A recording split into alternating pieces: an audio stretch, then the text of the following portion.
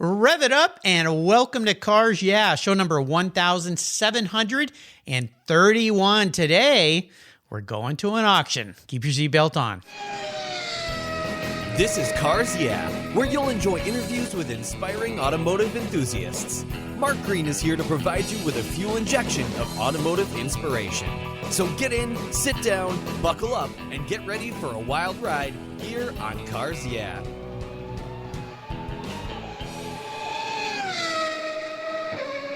Hello, inspiring automotive enthusiasts, and welcome to Cars Yeah. Today, I'm back in beautiful Scottsdale, Arizona, where it doesn't rain like where I live. The sun's always shining. And I've got a very special returning guest, somebody all of you know, Craig Jackson. Craig, welcome to Cars Yeah. Are you buckled up and ready for another fun ride? I am. All right, we're going to have some fun here. Now, I'm going to do a short little introduction because really everybody already knows about you, but most of my listeners are going, wait, wasn't he just on last July? What's he doing back? Well, Craig's got some really cool news to share and some very interesting changes that are happening to the all-important Barrett-Jackson auctions that typically take place in January. But before I dive into this, Craig, and I asked you this question before, we'll see if you change it up a little bit. I always ask my guests at the beginning here, what's one little thing most people don't know about you, which might be hard to answer because we know everything about Craig Jackson? Boy, that's, I think people equate me to be a muscle car guy, and I actually really started off with Porsches and have really gotten back into them. And I also used to, when I was in my early teens, trick out motorcycles. I used to race them, and my dad would never buy me one. So I set up a motorcycle repair shop, and I used to build pipes and do suspension work, and I was really into bikes before I really got into cars. So I think that's a couple things people wouldn't think when they think about me. I grew up around my brother who was 14 years older. That's why I loved muscle cars and that, but I love Porsches from a young age. No, well, my listeners know Porsche is my car of choice. I've had many Porsches. My collector car today is an 87 Porsche Turbo that I affectionately call my Orange Crush because it's a paint-to-sample car in a very rare metallic pearl orange. Is there an era of Porsche that you like? Are you going all the way back to the 356s, or do you love the long hood 911s, or are we moving into the 993s, 964s? What era do you prefer? Oh, one of these days I got to send you a picture of our boardroom table. So I used to aspire when I was younger to own a slope nose, and I couldn't afford them. So I started a company making slope nose Porsches, and I sold it when my brother passed. But yeah, I used to make metal and fiberglass slope nose kits, the box rockers, the rear ducts, and that's actually what our boardroom table is now. Oh my gosh. I took my last car that I had started, which I fit all the parts on, and I turned it into a boardroom table here. So I like the turbos of the era, 88, 89, the slope noses. Yeah. And, I have quite a few 997.2s and a GT3 RS and a 993. I like the end of the era of the air-cooled cars. So I have 7 in my collection, so I like them. Yeah, I think so. Well, I'll tell you something here, Craig. This is kind of cool. They only made 3 Porsches in the color that my car was painted. It was special ordered by a dealer. It was not a factory color. It's a 6-stage pearl metallic orange. And one of the 3 cars, they're all turbos. They were all destined for the U.S. They were all European delivery. And one of them is a slope nose. And I used to know where that car was. It has since disappeared. It's somewhere out there. I've not seen it out on social media. Somebody's tucked it away somewhere, but there's a slope nose version. And I'll send you a picture of my Orange Crush. Might be something to look for down the road to add to that collection. It's an 87. So there you go.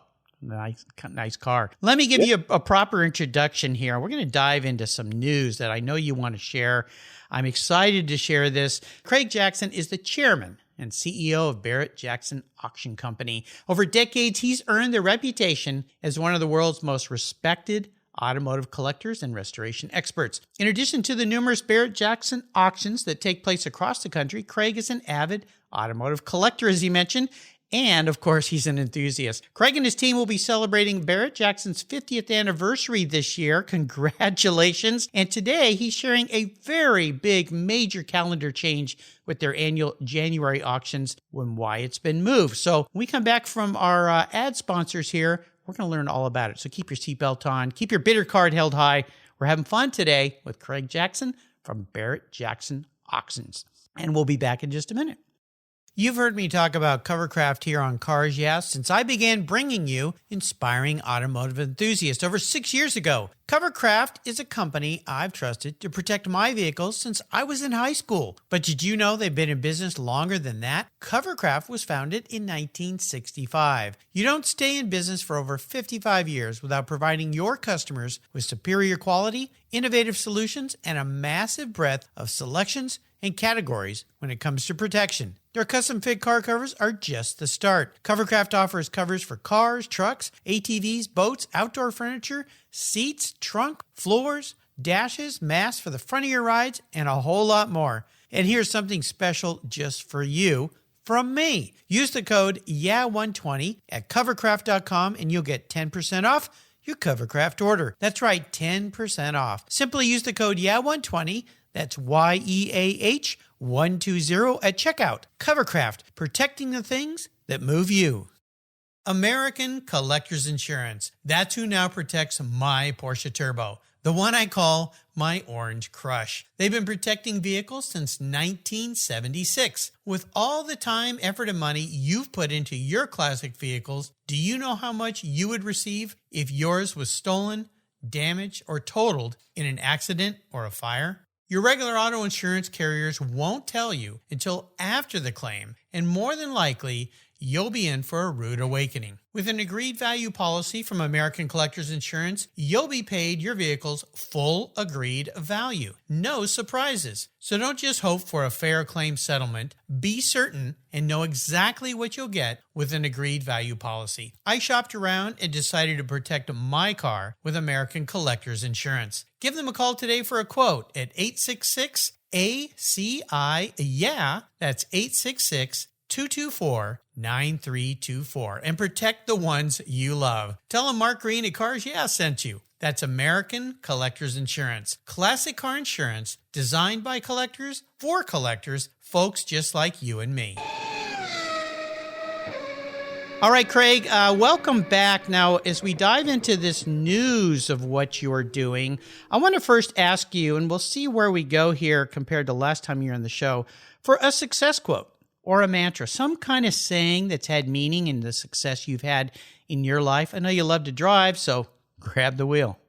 Well, I think it sort of goes to the decision we just had to make. Sometimes the right decision is not always the one that is, most financially beneficial. But when you get down to it, it's the right decision. And, the two don't always get in parallel. You can make money, but not do, I would say, the right thing. And that's why we made the decision to move the auction. So that has been something, even though I don't agree with the internet company that says don't do any harm right now. Yeah. Ours has always been do the right thing for customers and it'll pay off in the end. And that's what we truly believe. And that is sort of our mantra. It may not financially be the best decision today, but in the long run, it will bear fruit. Well, yeah, it always does. Last time you were on the show, your quote was, "We want to treat our customers the way we want to be treated." And that's a really nice segue to what you just said and diving into a major shift here. So what I want you to talk about here is this huge shift in timing. Traditionally, January is thought of as the time to go to the desert and enjoy Barrett-Jackson. But this year, you're making a move. We all kind of know why, but I'd love for you to dive deep into the backgrounds, why the decision was made, what's it all about, and we're going to dive into some more questions here, how that's going to affect and change what's going to happen moving forward. So let's start with the move. Where are we going to be going, or when are we going to be going to the desert this year? March 20th through the 27th. And we worked on this change for a while. And I will give the city of Scottsdale a lot of credit, talking to the city, talking to the governor's office.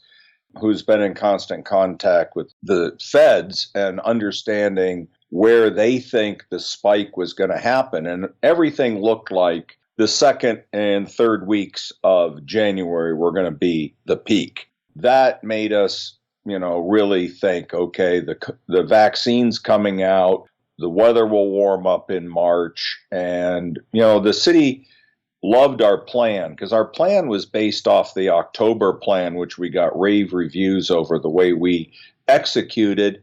And they said, well, with that, you can add more people because everybody that was there realized it was pretty desolate. And we wanted to make sure, but we got a lot of positive feedback, and we moved to a warmer time because, you don't want everybody feeling like they're trapped inside, and that's part of what we did. But it's going to be more of a hybrid between a regular Barrett-Jackson, especially from moving it, to what we did in October. And you'll see it'll feel a lot more like a regular Barrett-Jackson, just with a lot of safety protocols. And also, we had to talk to our customers.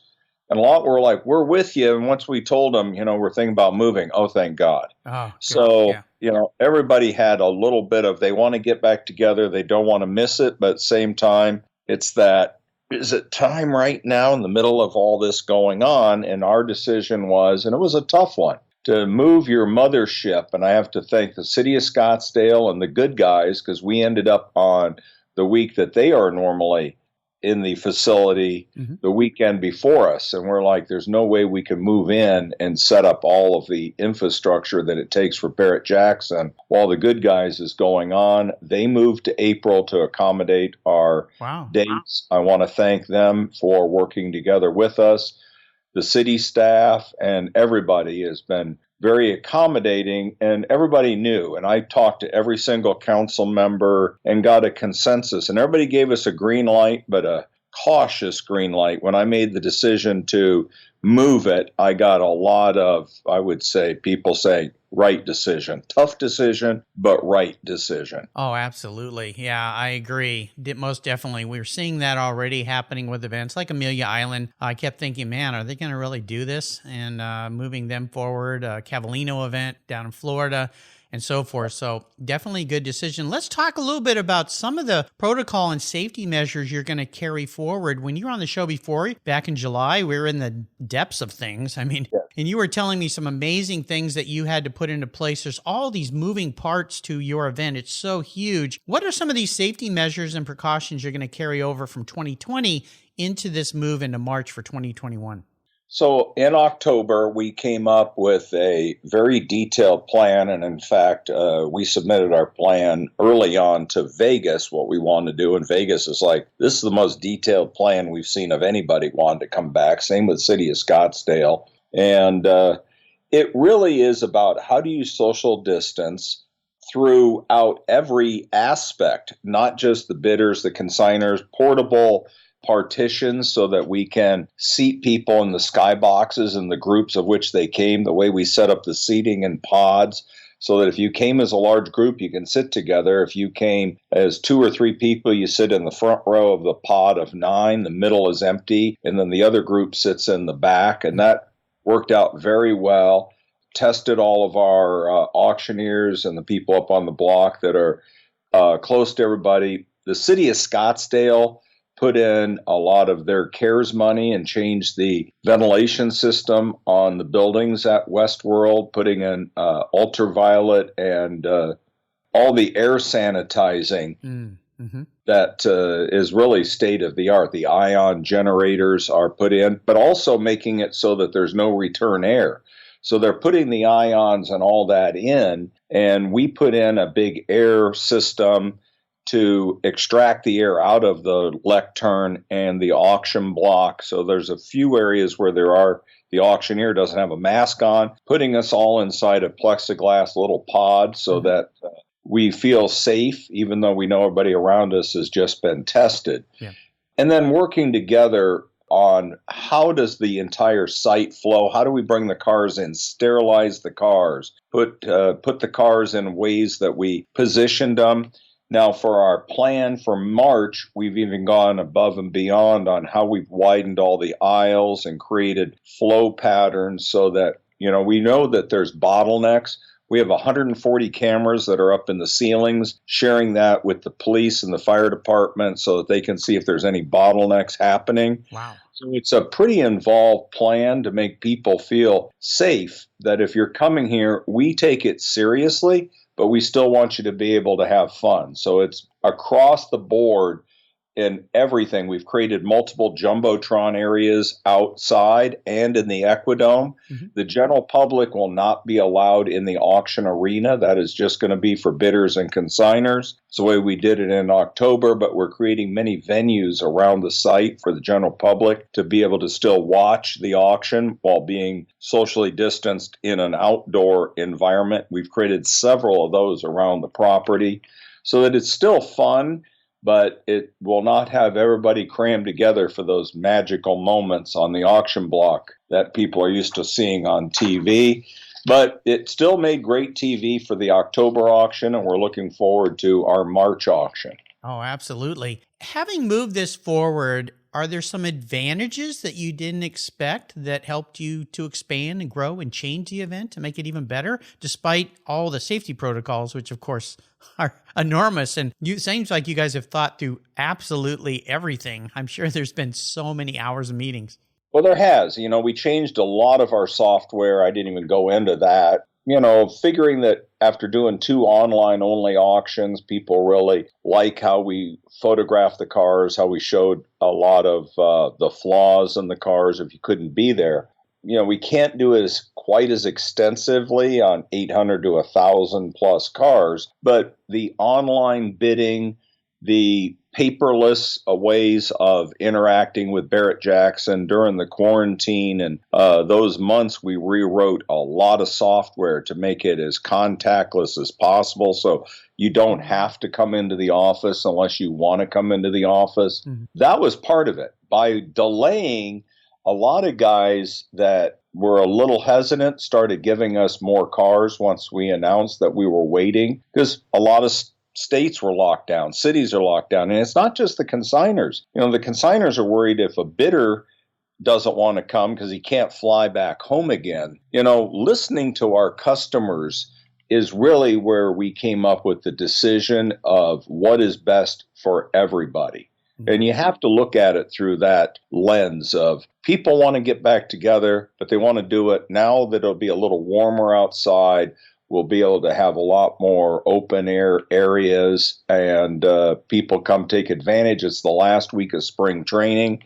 So there's a lot of things that are going to start turning around here in the next couple of months. Oh, absolutely. I'm excited. And I think this has been such a prudent decision in so many ways. And hearing you talk about so many details that those of us who don't put on events like this don't even think about is absolutely phenomenal. Let's take a short break and thank our sponsors. We come back. I want to talk a bit about what we're going to get to see, whether we're going to get to be there or if we're watching on television of this spectacular Barrett-Jackson auction that we all love so much. So keep your seatbelts on. Again, keep your hand on that bidder card. We'll be right back. I'm honored to say that my charity of choice here at Cars Yeah is Tech Force Foundation. They help young people find an education and career that aligns with their passions. For those who love cars, problem solving, and working with their hands, a career as a professional automotive technician is the perfect fit for a fulfilling life. We're all wired differently, and not every successful career demands a 4-year university. Technical education and the skilled trades matter, and we need qualified, skilled technicians to keep our vehicles rolling. Learn more about how you can support tomorrow's driving force and workforce of technicians at techforce.org, like I do here at Cars Yeah. So what do you do after running a race team for 27 years with over 100 podiums, multiple Daytona wins, and a win at Le Mans? Racer and the Racers Group team owner Kevin Buckler founded Adobe Road Winery. Located in Petaluma, California, he and his team have created a winning combination with the Racing Series. These are 4 ultra-premium red wine blends that are in a class of their own. Like racing, these wines comprise of art, precision, engineering, science, wrapped in a whole lot of fun. You can choose from 4 blends titled Redline, Apex, Shift, and the 24. Today I'm going to tell you about Apex. It's a rich and complex blend of Cabernet Sauvignon, Syrah, and Cabernet Franc. This blend is a showcase of perfection and hits the apex with its full-bodied smooth finish. An added very cool option is the label. It's a multi-dimensional rumble strip apex, reminiscent of Turn 4 at Laguna Seca. The Racing Series is a spectacular gift for the automotive enthusiast in your life, and I've got a deal for you. If you use the code CARSYEAH, all one word in all caps, at checkout, you get $10 off any purchase of the wines from the Racing Series. Your wine ships promptly and arrives quickly. Use the code CARSYEAH at checkout for $10 off your purchase today. There's always a seat at the table for excellence with the Racing Series. Go to adoberoadwines.com today and use the code CARSYEAH. Cheers! All right, Craig, we're back. I'd love for you to share some of the categories of cars that we can expect to see. I know you're going to have some Ford GTs. You're going to have some no reserve customs. Could you kind of walk through some of the cars we're going to see? And I understand you might have a little scoop for us here, another collection you're getting your hands on. We are. So I'll start with, we have 2 Ford GTs of this generation. We have an 18 Ford GT, the 67 Heritage Edition, and a 2017 Ford GT.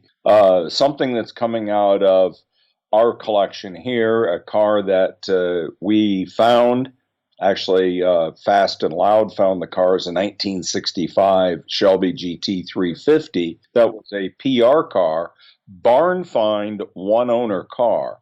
They called us the day that they found the car and were looking at it.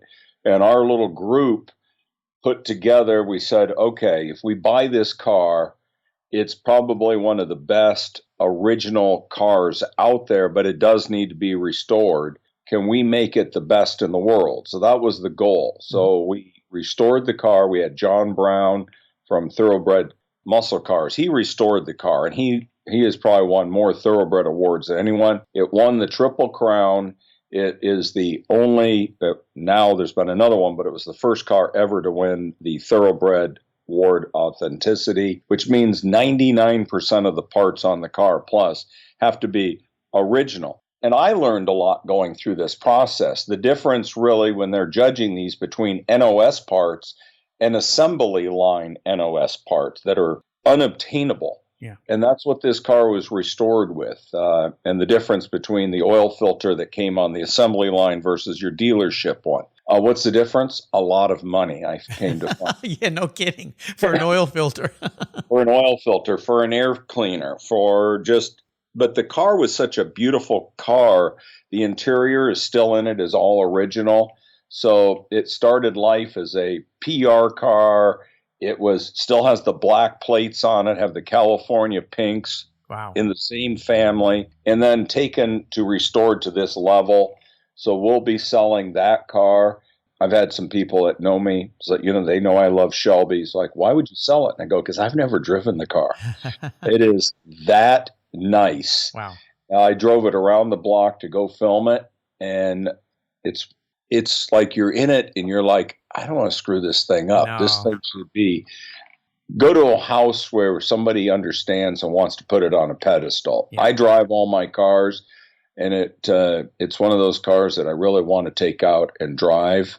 We've taken it to a level that few cars on the planet are restored to, and it needs to stay at that level. So somebody will get to buy arguably the best GT 350 on the planet. Cool. That sounds really cool. Now, I did mention a little scoop for us here on Cars. Yeah, you just as we're recording this, you went and looked at a collection that's going to show up at Barrett-Jackson in March.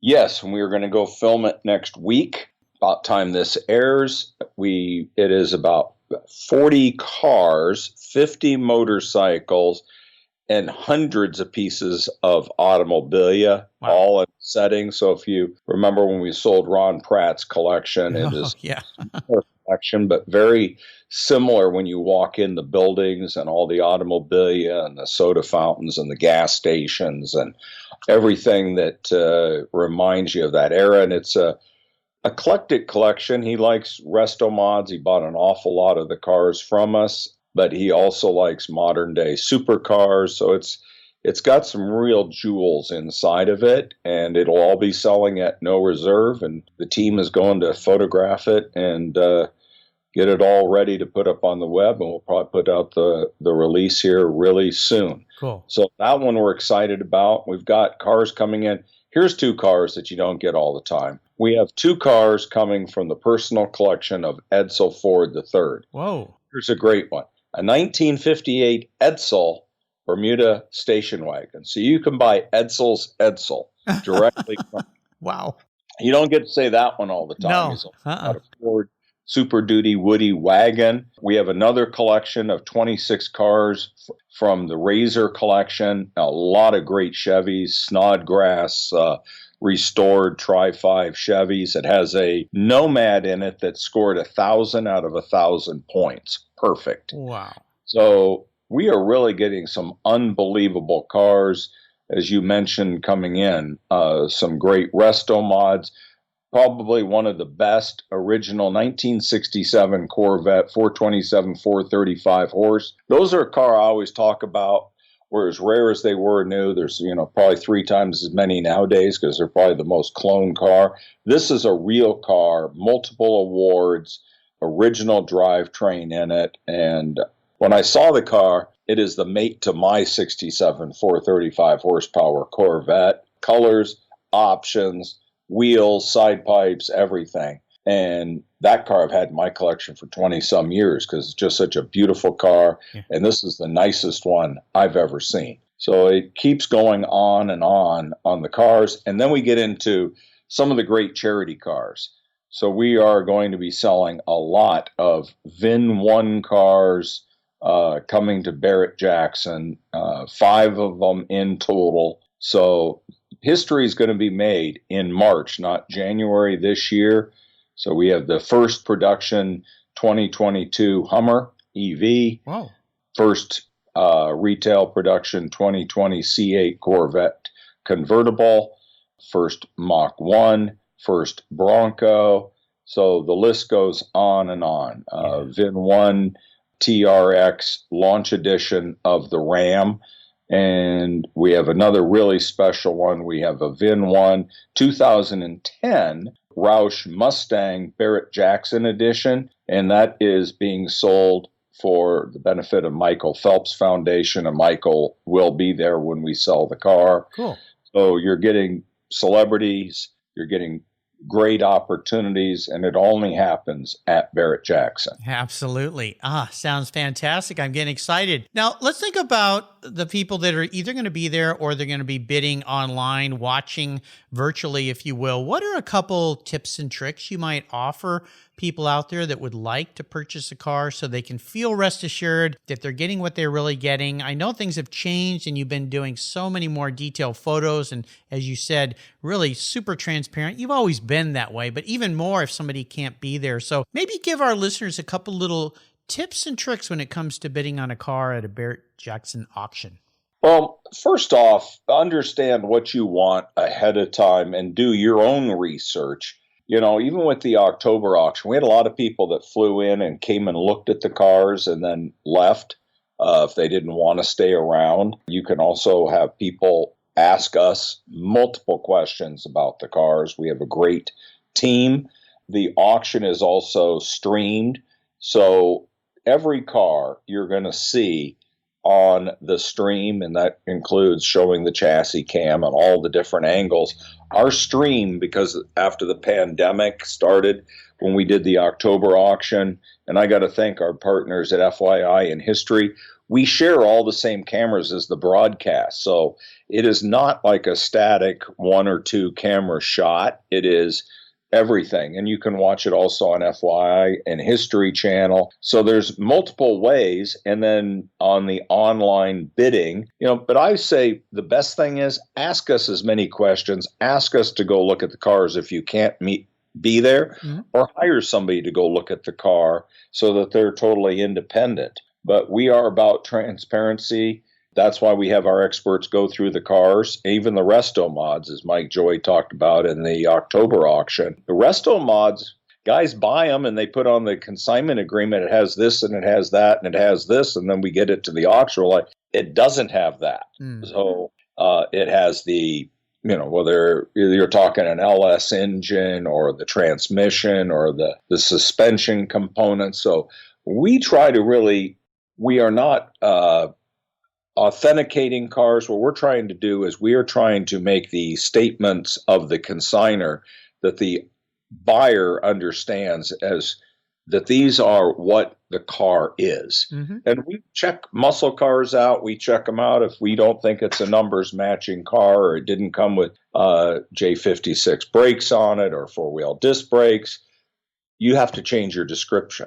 So that is the crux of it, is you are buying a car that is as close to as accurate as possible, that in our experts' view. And that's what I think really separates us. Absolutely. We saw the collector car market do fairly well last year, if not being pretty robust despite everything we went through. Do you see the collector car market continuing to accelerate in this new year?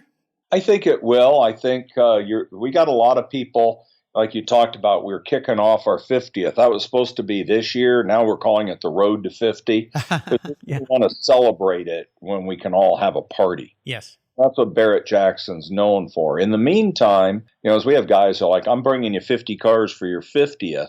And there's a lot of pent-up demand.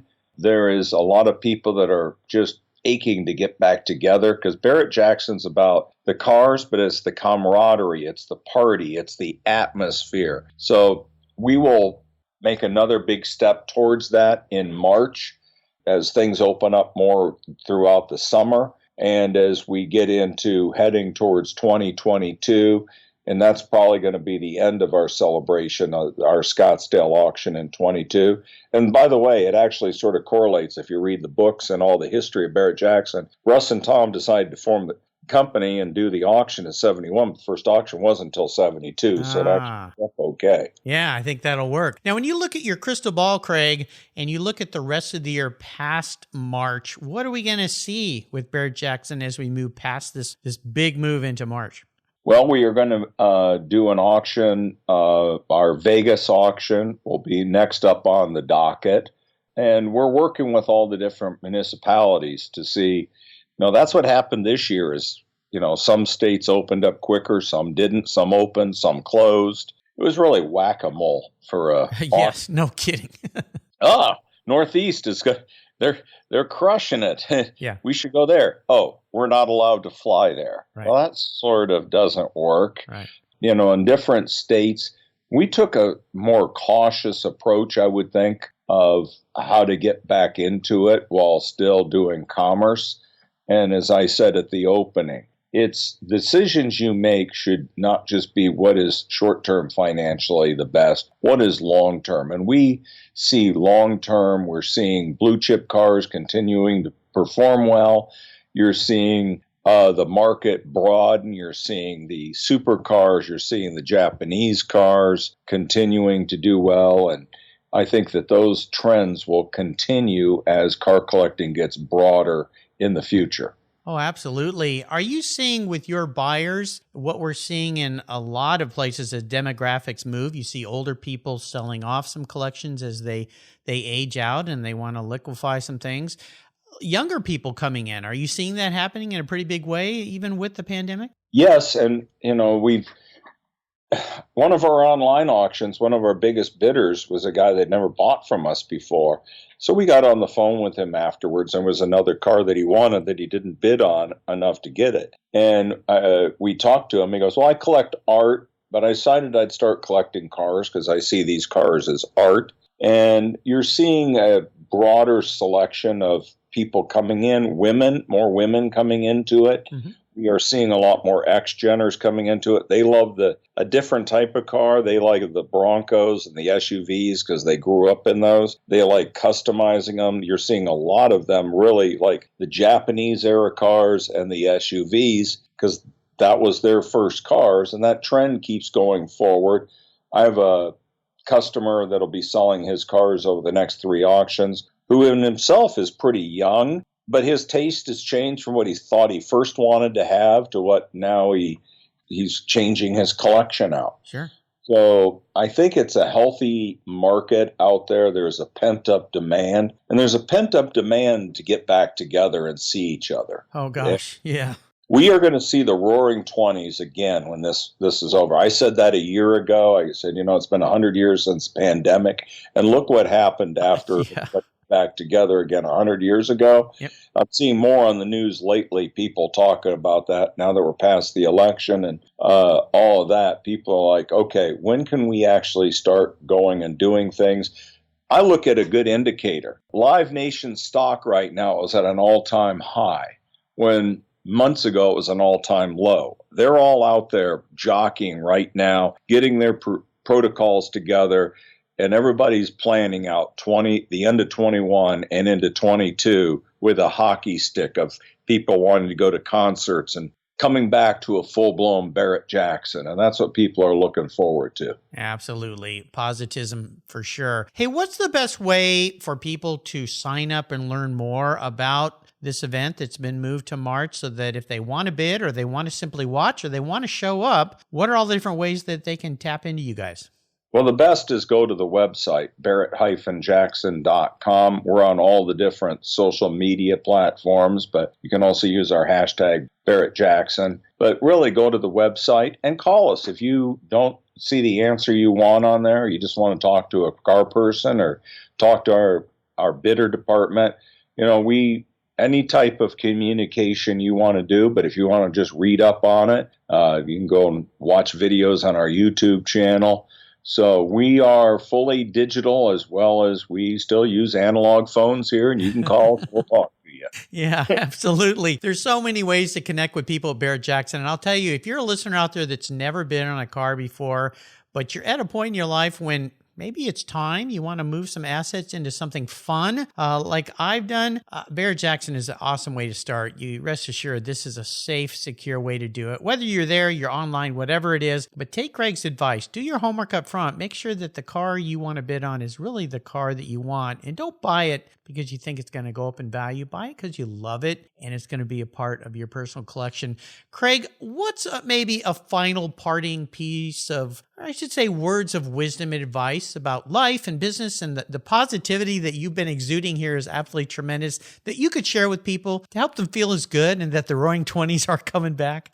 Well, I think all indicators are the roaring 20s is coming back. And you look at how strong real estate has been, and people first wanted to, especially a lot of the younger generation, my son being one of them, I'm only going to live in a condo. I don't want all the yard maintenance and everything you go towards. And now he's like, I need some space. I don't want to be all cooped up with people in a building sharing an elevator. Yep. You see real estate, boats, living life. And that's what Barrett-Jackson is about. And I think if this was a wake-up call that we are not going to live forever, you need to live life. And Barrett-Jackson is a bucket list type event. There's nothing else like it. And people want to get back together and have fun and travel. And those are all the things that I think we all look forward to. And get this pandemic behind us, and let's all go live life and come enjoy our hospitality. You know what? And I'll tell you, listeners, I've been to Barrett-Jackson Auctions over the decades. They are, if you've never experienced it, it will blow you away. It is incredible. It's just absolutely incredible. You can find everything Craig has shared today on his Cars Yeah show notes page. If you missed my talk with Craig back in July, it's on the Cars Yeah website too. You can go back and listen to him there. Craig, thanks for being so generous today with your time and your expertise. I'm so excited that you've made this decision. It's a great decision. It's going to be great for everybody. I cannot wait for March. Until you and I talk again, I'll see you either down the road or at the Barrett-Jackson auction. Thank you. You're welcome. GS Events was founded by Cindy Sisson and Teresa Gilpatrick. Together they create strategic alliances, curated events, and business development connecting automotive brands to discerning audiences. Their flagship offering, Women Shifting Gears, amplifies women's voices and participation in the automotive culture. Through strategically developed events, they create innovative concepts and collaborations that create remarkable professional and personal experiences you won't find anywhere else. GS Events' immersive, inclusive opportunities create networking, skill building, and unforgettable experiences. Whether you enjoy rallies, concours, auctions, restoration, the business side of collected cars, or you always have yearned to expand your skills to drive vehicles to its fullest potential, GS Events has automotive events and experiences designed just for you. And by the way, both Cindy and Teresa are past guests here on Cars Yeah, so give them a listen. You can find gsevents.live on their website today. Did you know that Cars Yeah is in the top 1% of all podcasts based on listenership according to Libsyn, the premier RSS feed for podcasts in the United States? That's right. And Cars Yeah is the only 5-day-a-week automotive-focused podcast for you to get your message into the ears of thousands of listeners daily from all over the world. Plus, DuPont Registry recommended Cars Yeah is one of their top 10 car podcasts for you to enjoy. Cars Yeah has experienced tremendous growth, plus your ads are evergreen, meaning they never go away. And more listeners find Cars Yeah every day for their daily dose of automotive inspiration. Do you want to expose your brand to a highly targeted list of automotive enthusiasts in a very unique and very personal way? Well, I can help you. Contact me, Mark Green, at mark@carsyeah.com or through the website at carsyeah.com today to learn more. Thank you so much for joining us on today's ride here at Cars Yeah. Drive on over to carsyeah.com to find show notes and inspiring automotive fun. Download your free copy of Filler Up, a fun book filled with gorgeous photographs of fuel filler fun, including quotes from more inspiring automotive enthusiasts. Download your copy today, and we'll see you next time on Cars Yeah.